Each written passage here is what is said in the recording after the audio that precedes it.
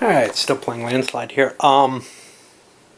Just wanted to open up with one interesting dynamic happening in the 4-player game that doesn't happen in the 2-player game at all, which is this guy put something up, said 750 for it, and everybody just let it go. It's not that big a deal if he gets it for less than the value. So if this is New Jersey, for example, it still isn't going to put him in the running. It's not going to put him up to it.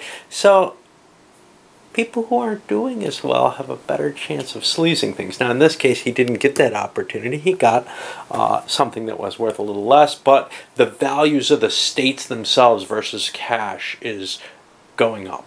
On the other hand, some kind of bad things can happen from everybody's point of view from someone like this. So, yellow managed to get a fly anywhere, run around here to a secret ballot, threw 3 cards out. He's trying to get the game over.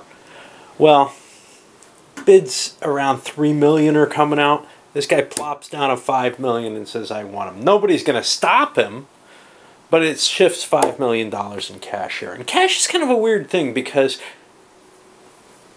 yes, the states are more important at this point in the sense that those electoral votes are the only thing that matters, but having a big surplus in cash, or you can spend states, but they're expensive. I mean, you know, 400,000 for this. Well, there goes 4 electoral votes.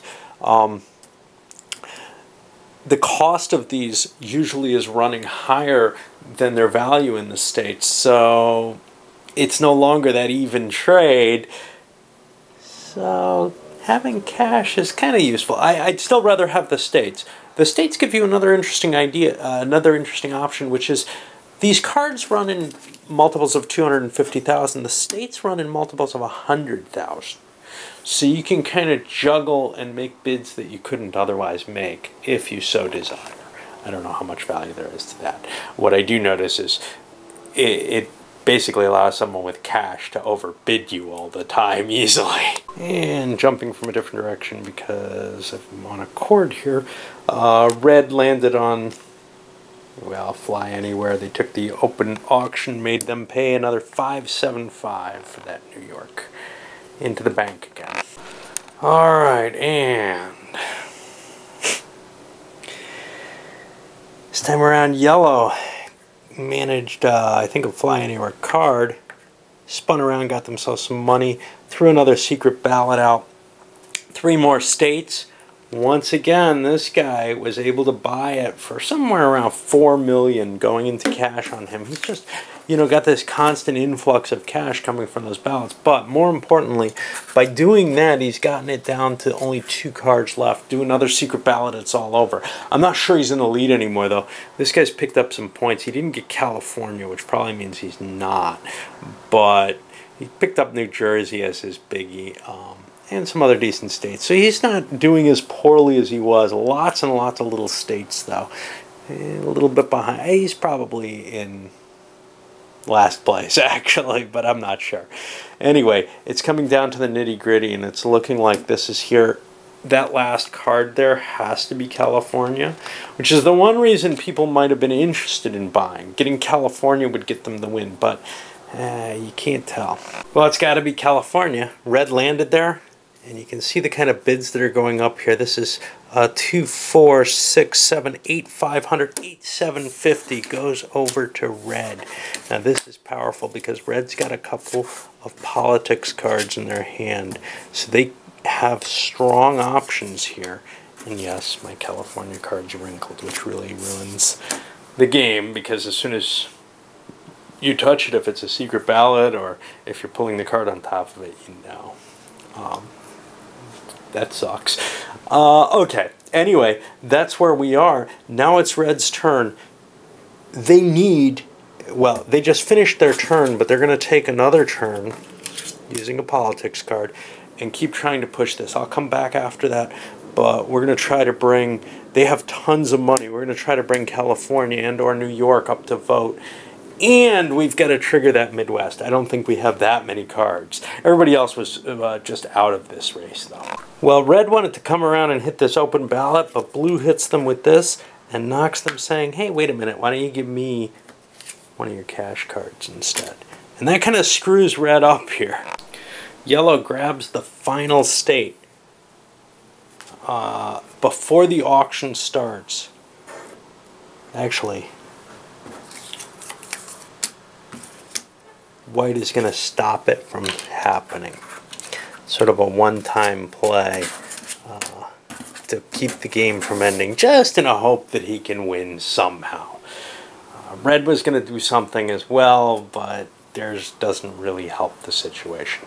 So that'll put us onto red. On blue's turn, see now, they think they can beat yellow in terms of cash if it comes down to an auction, but they know they can't beat red. So they played a debate, grabbed a income votes card from red, as well as 2 from the deck. The deck's running really low here. We all know what state that is, but basically, if that comes out, if nothing else is played, the game will end as soon as that's done.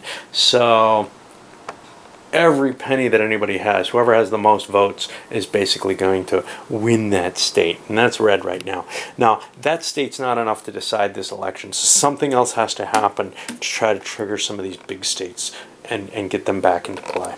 Well, white triggered off the big voting fight over California, and it falls. 10,750,000 was not enough, but 11 million is. And that swings California into red's hands. Now, red is real close to winning here. I got to count my points.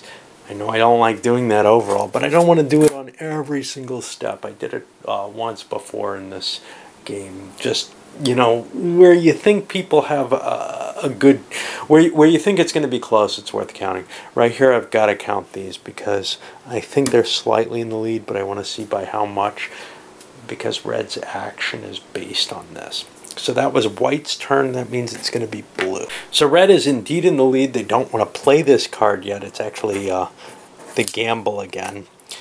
But blue picks up the steal estate and grabs themselves a 10-point state. It's got to be 10 points or less. Another damaged card that one can know what happens. Getting down to the nitty-gritty here. Unfortunately, this guy's got another card to stop the game from ending. Well, after a little bit of jockeying, it's all over. That one-step state canceled out one play, but it was bound to happen again.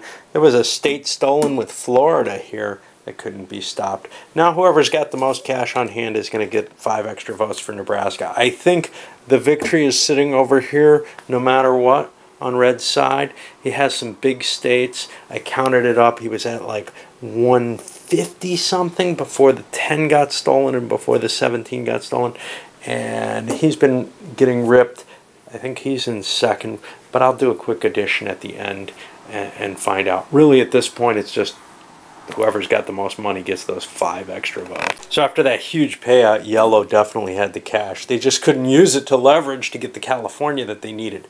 The point scores, well, everybody was a California within each other, actually, except for white, who 50-63 would have fallen and not quite in the lead, except he'd be taking the California from the guy who's in the lead, which would put him in the lead. So anybody could have won if they had a pile of cash and the right thing happened. What we ended up with was red at 165. They were doing pretty strongly in terms of some powerful states. Behind that, blue was next at 133, which is where I thought they were. I thought yellow had lost enough. They really needed... They lost a couple of big states, basically. At 122, and white not far behind at 118, actually. Anyway, one thing that you see is, even though there was this draining going on, there was definitely a point in the game where the draining from New York, where the guy who had been drained could have easily won the game. With all that money going away, still.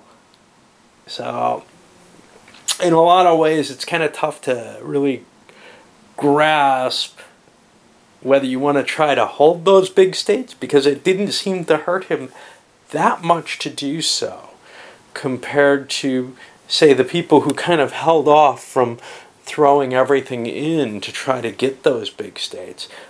The white player certainly stayed away and ended up in last place. Maybe he got burned a couple of times, whatever. But no matter what, the luck, the pile of the politics cards, etc., can throw this all into a big doubt. All right, I'm going to zip this one up, and then I'll come back with a review.